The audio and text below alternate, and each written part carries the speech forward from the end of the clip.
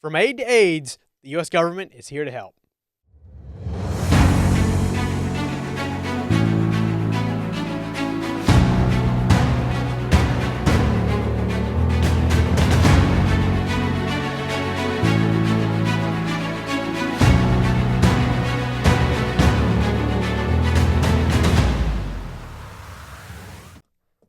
All right, guys. So we had a pretty good week. I want to thank everybody for tuning in. We're rocking and rolling. But I want to jump straight in here with a couple main news stories. We have the U.S. announces $200 million in additional humanitarian aid to Sudan.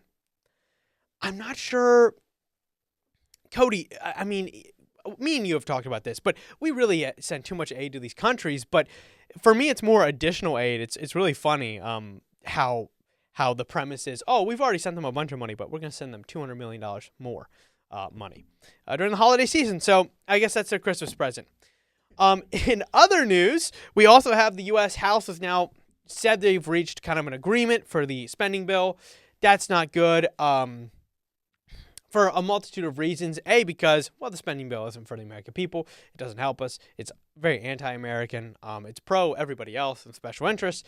Helps everybody but us, so that's cool. We also have another kind of news story is the U.S.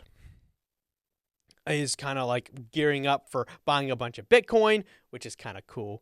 I don't know. I own crypto, so I'm biased on this, but I just wish it would pump. It's been rough. Yeah, Caleb. How is that crypto journey going for you? It's not great. It's not great. You know, it's not great. I've been holding for 2 years now, and I am still in the red by like $400. Hey, you know, one day. That's what we all say. One day. I mean, hey, it worked for Bitcoin. It did. It worked for Bitcoin, and it also, it's actually funny. They're actually looking at the U.S. buying 1 million Bitcoins. 1 million.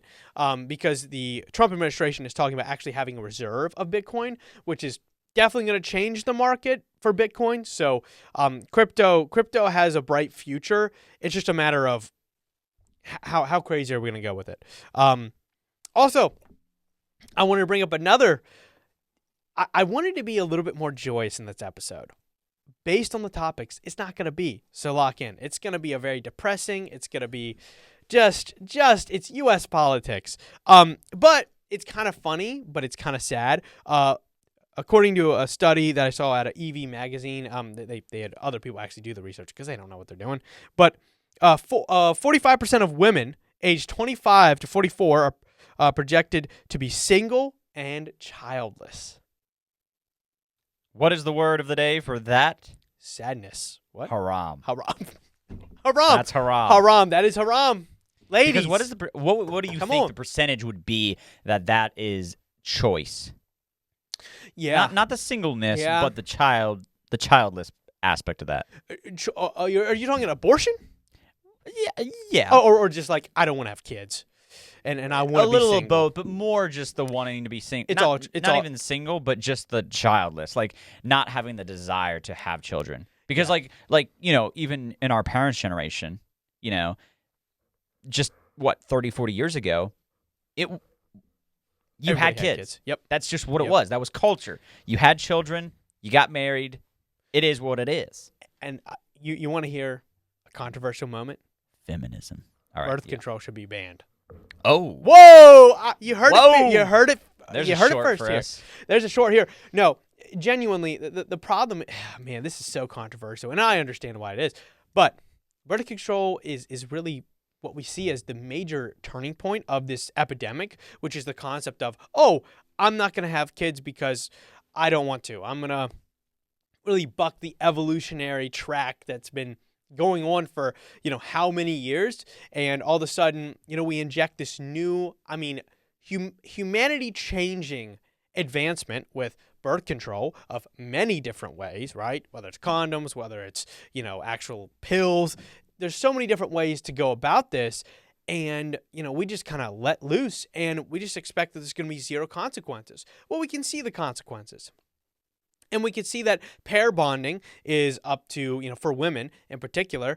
Men actually don't really have this, but for women, it's pair bonding. They can only bond with up to 3 males. And what that means is, you have sex, you release certain chemicals. You can only pair bond with up to 3 males as a woman. This is kind of a problem, right? If you have women that are pair bonded with their 3 guys or whatever, who knows nowadays if it's guys, but they've pair bonded. And it's over, right? So now they're like, oh, I can't find a guy, and it just creates an unhealthy start for a lot of these people. And I mean, that's a direct result of birth control, right? Birth control, yes, you obviously had accidental pregnancies before, but the problem was before everybody knew that, like, hey, girls really held guys accountable, and this is my whole point of this, is that it's actually it's guys' fault. Right, it really is. It's the guy's fault that this has become such an issue. If guys were to stick with the traditional route of going, hey, I like you, let's, whatever, let's get married, right? Let's get married young, let's have a bunch of kids. But, one of the main issues is that we now have, obviously you have women's suffrage, which brings a ton of women into the voting market, and then it ends up coming into the working market, and after World War II especially, women's involvement in the economy and actually working skyrockets. You see wages end up, you have like a halved amount, right? Because the concept is, hey, one guy works, provides for the whole household. Now you have 2 people, 2 workers, supply demand. Guess what? Your wages aren't going to go up nearly as fast as cost of goods, as cost of everything. So that ends up happening. And now the economy is just kind of settled to where, hey, you have to have 2 people working in the home. That's just how it works. And now we're surprised that, we give the option for people not to have kids, and they're not having kids. Like, shocker, right? We've created this pressure cooker of, bad economic standing and taking the power away from the traditional family where, the dad works, the mom stays home. Can't have that anymore, right? Or at least it's extremely difficult. It's extremely limited. And then we also throw birth control in there where women don't even have to have, kids, or we don't have to have the same consequences for, and it's a lot more casual sex in today's world. So big problems in the dating market. I would love to, if I could get a submission from a female watching, I would love this, is just like, what are some of the biggest shortcomings that you're seeing from males? Because I think that would be an interesting topic to kind of explore. But if I have anything to say to guys, is get your career in order, work hard, focus on that. I was just talking to Cody about it earlier today. We have a friend or whatever. He's doing really well, right? It's one of these things to where guys don't have to get married at 25 to look at the opportunity of having kids, right? A lot of guys they're waiting till 30. They're waiting till 29. They're waiting till 33 to then settle down. Okay, now I can date, a girl who's 24, 25. We can start a family, right? And that's a massive advantage for males, and that's what I would kind of say. That's a big advantage for guys. On the girl side, they don't have that same advantage. So I would love to hear from the woman's perspective what they're kind of viewing out in the dating market currently. So it'd be interesting because we got to fix that, man. 45%, 50% of women not having kids, being childless and never married. 50% under the age of 55. That's pretty wild. Very, very bad. So anyway, that was kind of an interesting topic, but yeah, it's hard out there. It's hard out there, both economically and, I guess relationship wise. That's pretty rough. I mean, Cody, what are your thoughts on that? Like, what if you were to say, what are some of the, because we're gonna go into the deep end here. What are women's main issues with men currently? If you were to estimate, because I would love to cross-reference this with, hey, this is what we think it is, and this is what the girls think it is, or are finding it to be. I mean, I feel like just like a lot of it is lack of respect. I think that goes both ways, but I wonder if women just don't feel respected. Like you could say, like again, using my parents' generation was, I think the whole concept back then, and I'm sure they had issues as well, but the fact is, like, the general idea, at least in Christianity, the Christian circles was, you wait to have sex till you get married kind of deal. That was just what it was. I'm sure people fooled around, it didn't happen. Yeah. It's happened from the beginning of time. But that was more sought after, I think. Now it's just like, you can do it. It's more whimsical. Like everything's just like, marriage doesn't really have meaning. Like at least from cultural and a societal standpoint, marriage doesn't have the same meaning that it used to. And do you think that's lost because of less pressure from society? Because people mess around all the time, right? Yeah. They get pregnant.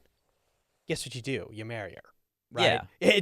The expedited weddings, that was way more common back then. Yeah, it doesn't really happen anymore. No, now you just kill the baby. We'll just, yeah. Yeah, now. Or you just live with them, but typically it's abortion. Yeah, you just homicide, bro. So that's kind of rough. I'm saying how it is. It's not a baby, though, Caleb. It's a fetus. Don't make me get Catholic on you. By the way, I'm not. I believe it is a baby. I don't actually believe it's a fetus. Sarcasm. We should put that in quotations. Sarcasm. This is a dumb liberal talking point. But yeah, I'm sure there's a lot of things that factor into it, but it would. Again, I'm a guy, so I can't really speak for it, but I think I like that though. So you're thinking it's a lot of respect and a lot of not only respect for each other, but also culturally what the respect is or the I guess the level in which you hold marriage, these relationships, right? Yeah. And I like societal pressure. People are always against societal pressure. I love societal pressure. The concept of, hey, if you get a girl pregnant, you marry her. That's a good pressure. Why are we trying to take that away? That is insane.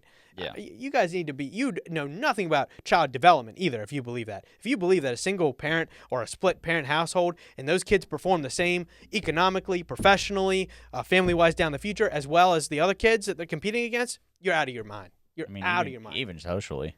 Socially, yeah. Yeah, I mean, just fulfillment in life, right? So anyway, it's just all these people, what people do is they do confirmation bias, right? Which is, I was raised in a single-family household. So therefore, I'm going to kind of justify why that's okay because I've done well, right? And I get that. That's an emotional sentiment. That's an emotional push out. I mean, when I was, how old was I? I was like 14 when my parents got separated. My sister was like 12 or 13.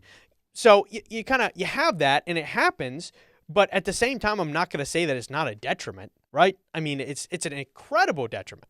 And obviously, it does come down to the person, right? How are you going to turn that into? Are you going to turn that into a fire? Are you going to turn that into, something that you now have a mission in life? Or are you going to just kind of curl up in a ball? But I do not think telling kids that, oh, this is normal, right? This is normal. No, it should be not normal. I mean, it should. Now you're getting into the separation of church and state, but, we'll cross that bridge another day. But, we'll get more radical as the episodes go on, just so you guys know. So stay tuned. I mean, we have definitely started to follow a trend, and I will say because I edit these episodes, so I listen to them multiple times over, and we are getting more radical. It is happening. We started out just mainstream, It's like peace and love, bro. Peace and love. And then it's just like, love your brothers and sisters. Get rid of the pedos, send them a priest, and you're good to go. Like, I mean, convert and be saved. Yeah. No, that's a good thing though. Yeah, exactly. See, we're the message. No, I really do think that we are having kind of a cultural divide, and then you also have the concept of passport bros, which is guys want, especially conservative guys, liberal guys, girls. You don't want those guys anyway. They're a problem, man. I mean, you get pregnant and he's like, just kill it. Like what kind of man are you coming home to? Also, you got to make him a vegan salad. Like you order him something at Chick-fil-A, you bring it to him, and the guy's like, I can't eat that. It's got chicken on it. But he'll take the chicken off and eat the lettuce and the tomato. It happens, bro. That's gay as hell. I don't even know what to say to that. But, I mean, and this is the man that's going to raise your potential children. Well, if you can convince him that you're not going to kill it. But, like, what is happening? Make me a salad. Oh, my gosh. Anyway, in further news, I could use some salad, so I know that. It's kind of a joke. It's tongue-in-cheek. I know, guys. I know. Oh, man. But, anyway, I would actually like to get some input from the female perspective, the female side of things, because obviously we're dudes. I mean, I have personally been in kind of a different zone. I've been in like, hey, hunker down. We're moving fast, guys. Like, whether it's professionally, we're gonna conquer some big mountains upcoming. And Cody's a part of that, and he knows it. And we have an amazing team. I mean, from company to podcast, we're gonna be really having some serious growth. And we did our vision boards, man, this year. Oh, dude, I'm excited. You can't see it; it's a little too radical. I get canceled from the vision board. That's what you want. You've made it in life when your vision board can get you canceled. That's what I want. Pretty wild. Every young guy. If your vision board, if you were to post it online, didn't get you canceled, your vision board's too lame. Lame. Burn it, and redo it. Your what do they call it? Your wife's boyfriend can console you. Yeah. Yep. You can take your wife's boyfriend laundry out to the curb, or the curb, the washing machine. I don't know. I don't understand this concept of having your girlfriend having a boyfriend, but liberal it happens, stuff, bro. It is socially acceptable in today's society. Dude, you leftists, you guys. You gotta have your wife's gotta have a boyfriend on the side. That's a good point. Even Trump said that, right? Bro, even though we're in capitalism, we gotta get rid of capitalism, bring in socialism, and share your wife. Share everything. Yeah. We all communities should share our wives and our children in rotation. Also, I think in communism they're pro pedophilia. I made that up. That's not true. I'm not sure yet. I'm not sure. I can't say that with total chest, but I think 70% of liberals and leftists are against pedophilia. They might be at 70%. The problem is the LGBTQI plus community. It's no longer pedophilia.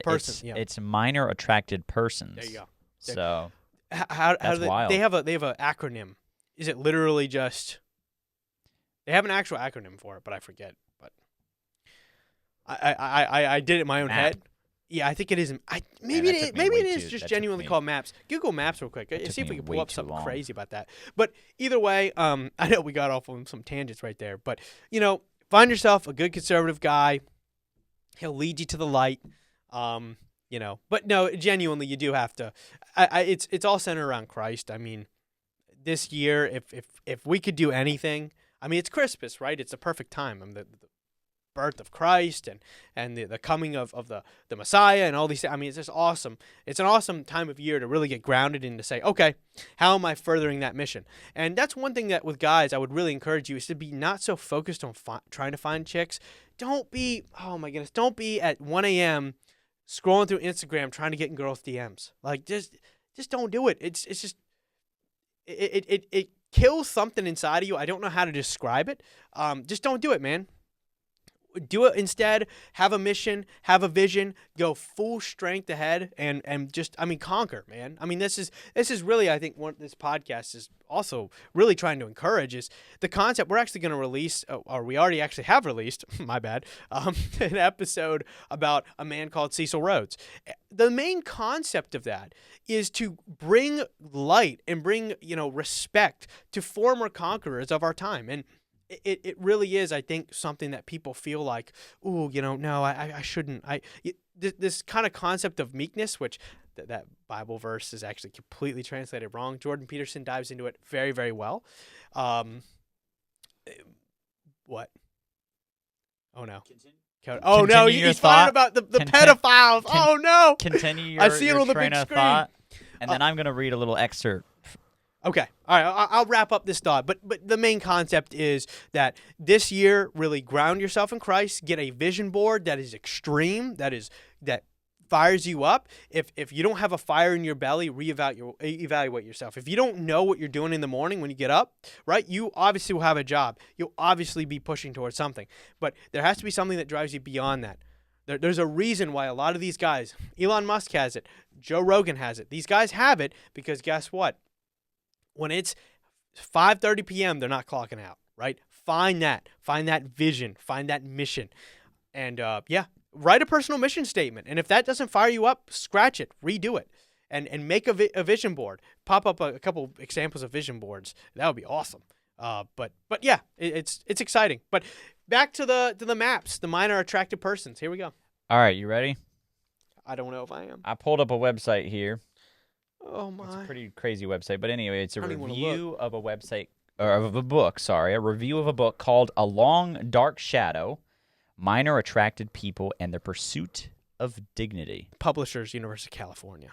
Just so we know. Okay. So I'm going to read just the top excerpt of the review here. Okay. It says, "Stigma is a negative attribute associated with a group which can lead to labeling, stereotyping, ostracizing, and physical or emotional harm toward the affected persons. Arguably, the most stigmatized group in many societies is..." Well, that sounds bad so far, right? Like, wow, like these people are sometimes abused, they're hurt.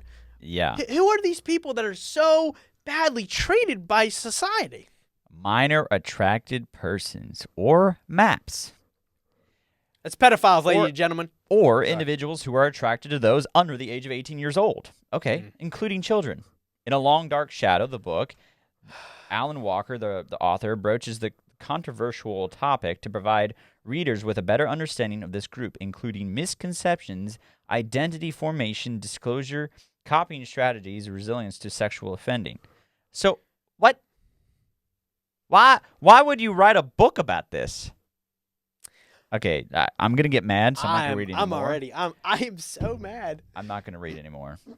But University of California. I mean, what is happening? Anyway, I mean, dude, they're pedophiles. you gotta shoot them. They're the pedophiles. Just so we're clear. Yeah. I believe that We're gonna get canceled even for that, though. exactly. Yeah. So we're in the line of fire for saying, hey, stop screwing these kids. When is that a normality, right? To where we're the ones under fire. And also this whole concept of it's bad to stereotype, that's called analysis, okay? I don't know if you guys understand what grouping and the very fundamental concepts of statistics, but you gotta use your brains, guys. I'm actually getting sick and tired of these freaking liberal humanities students telling everybody else what to do, and it's so off left field. It doesn't even make haram. It's haram. It's demented, and it's called people that have too much time on their hands, people that have never been corrected, and the concept of society for them to just let them go, right? And really, you got to give leftists some credit here, because what they've done is they've established certain positions, like, let's say, the concept of stereotyping. That's wrong, regardless. By the way, I'm sick. By the way, I'm sorry. It's getting to me. But the main concept of like stereotyping, being wrong regardless, they have blanket statements which make certain things that you do wrong no matter what, even if it ends up protecting a really horrible group. Like, for instance, MAPS, right? They're not pedophiles. They're minor attracted persons. And that, to me, what they're saying is, oh, well, the term pedophile is derogatory. It makes them feel bad. And the problem is I don't think making certain people feel bad is wrong. I don't think judgment of all kinds is wrong. Not that you're judging them as a person saying, oh, I'm without sin, right? I mean, Jesus talks about that. But as in, hey, we have a society, we have to make rules and regulations, and therefore these behaviors are not tolerated within the society. We have to protect our dang kids. We have to protect the kids. Like, come on now. I mean, and I understand in certain Muslim countries, it's okay to marry, an 11-year-old or whatnot. I actually believe certain ones have the age of consent at 12.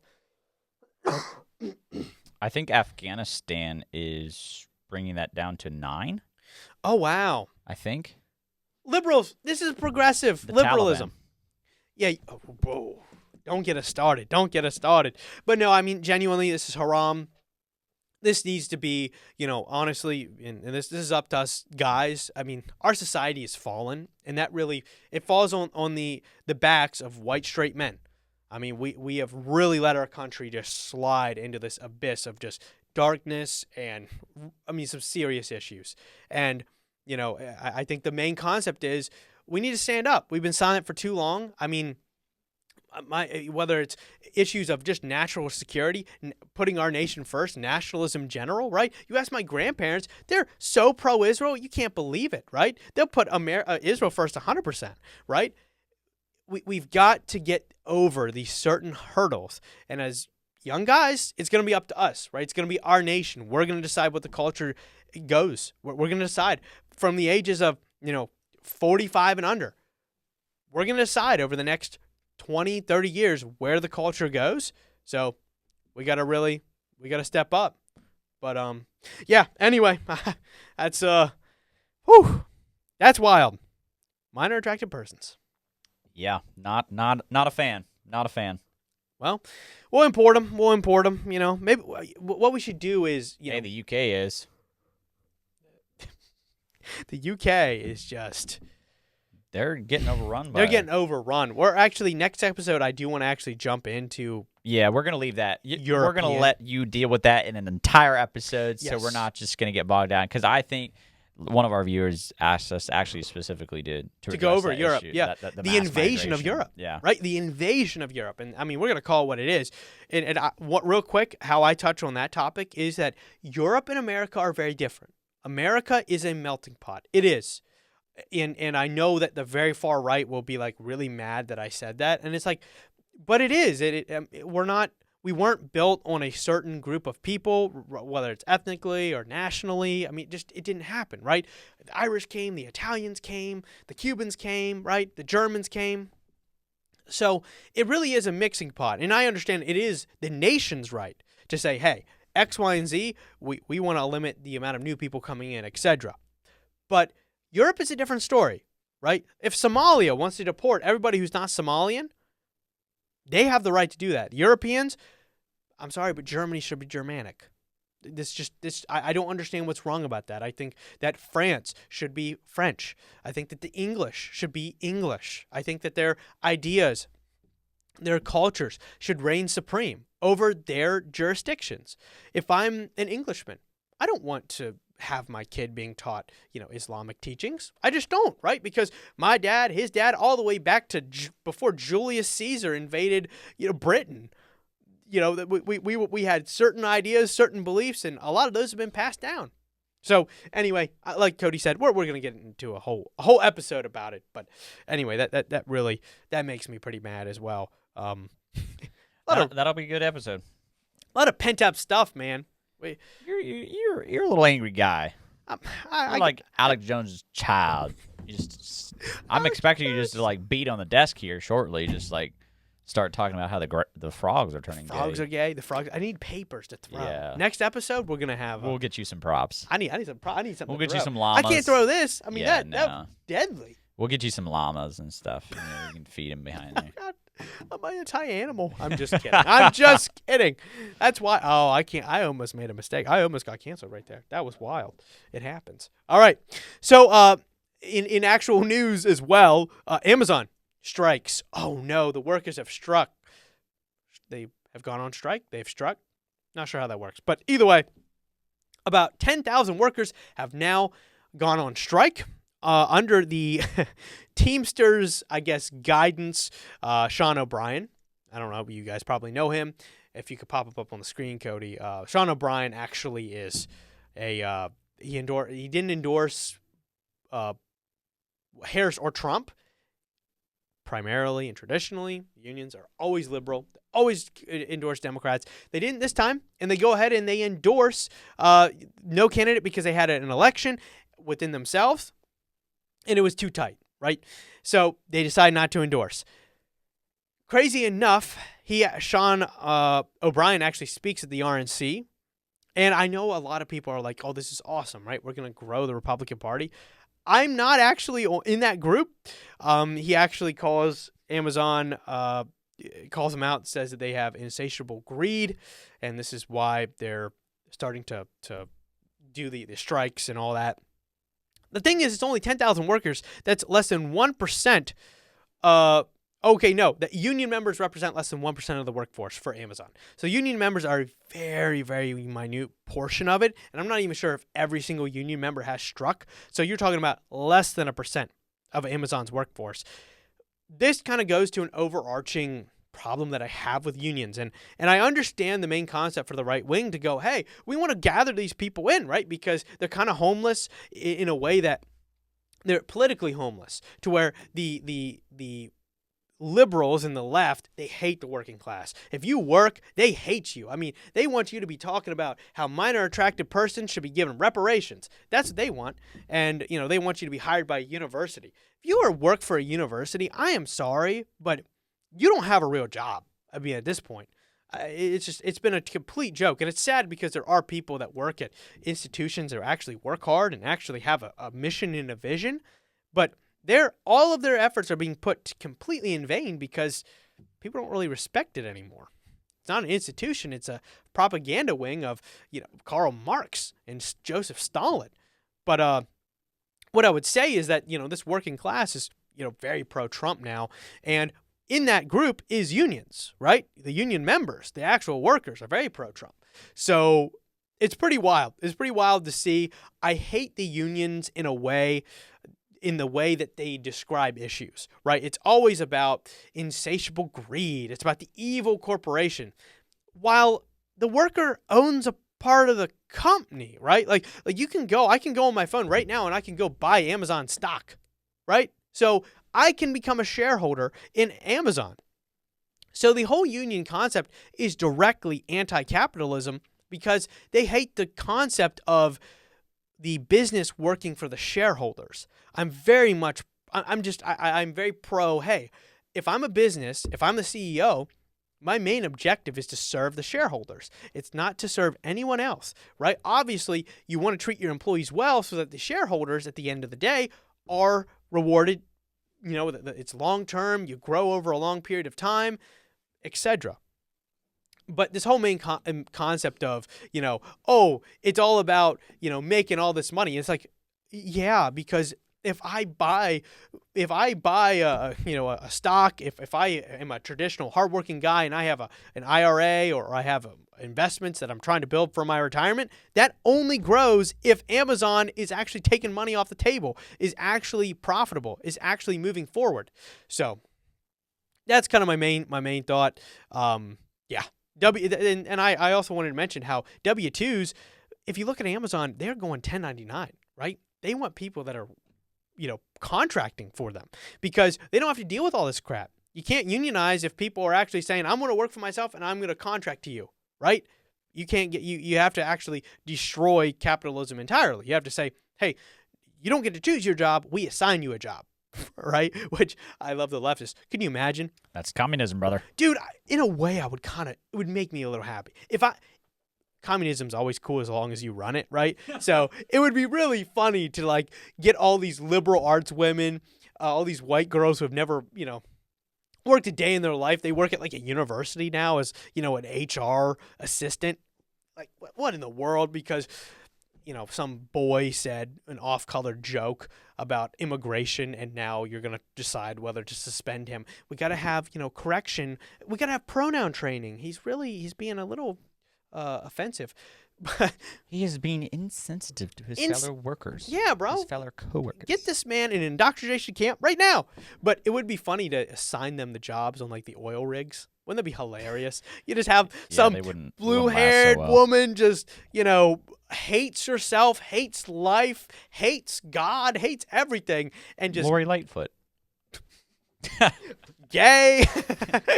Throw her in the mines, bro. Throw her in the mines. She will come out begging for the patriarchy, and I will be happy. It'd just be pretty funny. She'll be reformed. She'll be saved. Also, a little funny side note I wanted to do. Sean O'Brien, the kind of head of the Teamsters, if you will, I think he's technically the president, makes over $400K a year. Okay, come on, dude. You work directly for the union. So what does that mean? That means that to be a member of the union, a little portion of your check goes to the union, and they have 160 employees just at the Teamsters union, which is not, it's one of many unions. They have over 160 employees making over $200K a year. The president, Sean O'Malley, or not Sean O'Malley, Sean O'Brien. I'm sorry, you Irish, I mixed y'all up. But you end up making 400-some K off of the workers, right? Isn't that counterintuitive to what you're doing, saying that these people are extremely greedy? Hey, at least when Amazon makes a bunch of money and they decide to pay out dividends, they're paying it to the shareholders, right? They're paying it to the people who invested. And that's the general public, right? Yes, a portion of those will be very rich people, but that could be any one of us. You have the freedom to buy into them. But when they're writing you a $400,000 check, that's just to you, man. You're not passing that on. Can people try and, get portions of your paycheck? Like, no, it's directly to you. So you're a shareholder looking out for yourself. I just think it's really disingenuous, the main concept. We're protecting the workers. It's like, yeah, but you're also you're attacking what's fundamentally American, and you're actually hurting the workers because now, as a company, you don't want a W-2. Look at the amount of W-2 workers now. It's going down. I mean, everybody as a business is going, we want to 1099 you, right? Because guess what? We don't have to pay to all these extra government fees to have you as an employee. And then not only that, you're not going to strike because you got to make money, right? I mean, you're not going to strike if you're a 1099. Well, I mean, because also in forms of 1099 of those that don't, for those that don't know, is you file your own taxes. Like with a W-2, the employer withholds your federal and state spending or state income. Sorry, your income in general. So they withhold the taxes on the federal level and the state level.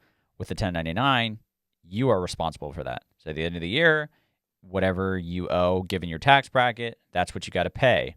Whereas with the W-2, you're paying out per paycheck. Because you're self-employed as a 1099. Correct. Right? And so the main concept is, okay, at the end of the year, I got to pay my own Social Security. I got to pay my Medicare. I got to pay my income tax, state, city, federal. But, if people are W-2'd, it's a wild trend. It's a wild trend to see people not wanting to W-2 because that also means that, guess what? There's going to be less insurance for people. There's going to be, you're going to be responsible for your own taxes, right? That's a drain on everyone. You got to take care of your own taxes, right? W-2 is so easy. Go online, you submit your W-2, and boom, I'm done, right? Cost me $30, TurboTax free. I think they're evil. I've heard that from Dave Ramsey. I don't know. Do your own research. Who cares? But Dave Ramsey thinks everybody's evil. That's a good point. He's like, if they're making money, bro, they're evil. He's like, they're evil, bro. But no, it's funny. I also wanted to get into tariffs. We're rolling here on time. So one thing we'll get into tariffs next episode, but it is interesting. Trump is floating the concept of a 25% tax, a tariff. I'm sorry, on Canada, Mexico, and China, and then an additional 10% tariff on China. The old governor of Trudeau. Governor of Canada. Yeah, Governor dude. Trudeau. King Trudeau, bro. He's the Grand Poobah or what? I don't even know what that means, but I say it. So it would be neat, just like we mentioned for the whole invasion to Europe. Yes. Do a whole episode. Also do an entire episode just on tariffs, or at least 25 minutes, right, to where we do justice, because it is. I actually have a decent amount of notes here, and it's a very intricate topic because the main concept is a lot of people say, oh, it's just going to raise prices. It's like, well, it's actually a negotiation tool. It's not necessarily that we want to jack up tariffs to 400% and leave them and just all prices go up and we just leave it to the end of time. It's negotiation. And also you got to look at how Trump operates. So also what he did in his first term. The dude's already been president. We're acting like it didn't happen. So yeah. But one thing I also want to mention, the Fed cuts interest rates by 25 basis points. What is that? 25 basis points is just 0.25%. So think about it as if it's 50 basis points, it's 0.5%. If it's 100 basis points, it's 1%. So if they cut it, it goes down by 0.25%. And, they also, the reason that the stock markets and all these things in crypto in particular, really, they did not like it. Actually, crypto kind of went down because of it. But they announced that they're not going to be cutting rates the same way that they thought. Into 2026, they used to say, hey, we want to get down to around 2.7%, somewhere in there, 2.3. We want to cut rates pretty low. But now they're like, the lowest we could see it is like 3 point something. So it ends up kind of being a really, really rough and sticky situation. But I actually wanted to show the housing affordability. We're going to go over housing affordability. It's a crisis in America currently. But currently, just off of interest, we're just going to go off of interest alone. Let's say the housing prices never moved. If you just look at the price of a home at $420K, which is the average, and you put 20% down, which is a lot of money, dude. I mean, who has $84K just to throw down? It's pretty wild. But a loan rate, loan term, 30-year mortgage. When you took the average from 2021 of 2.7%, your monthly payment would be $1,300, a little over $1,300. In 2024, same, it's a 30-year mortgage, same home price. You're looking at almost $2,300. So, I mean, that is a massive increase, right? $1,300, I can survive that, right? I might be able to rent for $1,200 or $1,100, but I'll buy it. I know that I might have to pay $1,300 a month. And on top of that, I will have to, have maintenance and stuff. People know that, and insurance is going to be a little bit more. It's okay. I'm going to end up paying that additional $600, $700 a month to have something of my own, right? In 30 years, I'm going to own this home comparative to renting. Now you got to add a whole nother grand. So now you got to say, well, now it's $1,700 more, right? Now it's $1,700 more to rent, to buy rather than rent. And now renting obviously is going, well, I can get a little bit more out of my place then, right? Because it doesn't make sense for people to buy. So now you're seeing rents kind of go up, and it's just, the market. So, but the interesting number that I found is that if you had a $420,000 home, if you bought that in 2021, the total interest of your loan would be $157,000. So you're paying $157,000 in interest.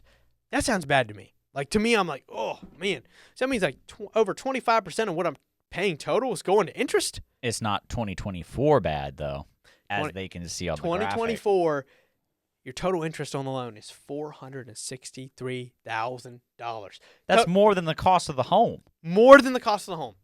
And that's only at a 6.9% interest. You're getting below 7%. So if you're paying below 7%, you're paying more than the cost of the home with your 20% down. If you're a first-time home buyer, you're not getting to that $84K down. You're 9 times out of 10, you're not. So you're actually going to be paying far more than that in interest.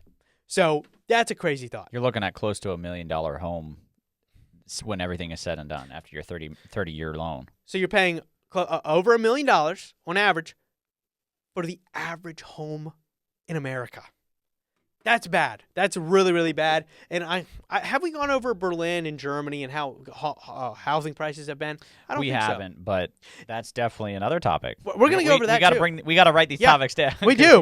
Because that what's happening here is the same thing that happened in Europe, which is regulation grows, taxes grow, and what happens is that you end up, the average cost of a home does grow to a point where it's a couple $1 million.